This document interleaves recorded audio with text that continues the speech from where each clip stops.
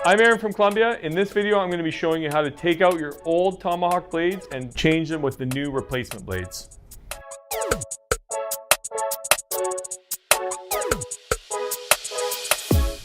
With your Tomahawk, you have your blade and then you have your housing. To remove the blade, flip it over. Please wear gloves when you do this because this can be sharp. Grab the blade with a firm grip, slide it. It just slides out like that. To put the new blade in, there's two sides to the blade. There's the one that says the Tomahawk, and there's the back side. You want to have the housing looking backwards at you, and the blade, slide it in and push it down. It'll click in like that. You want to center it, and you're good to go.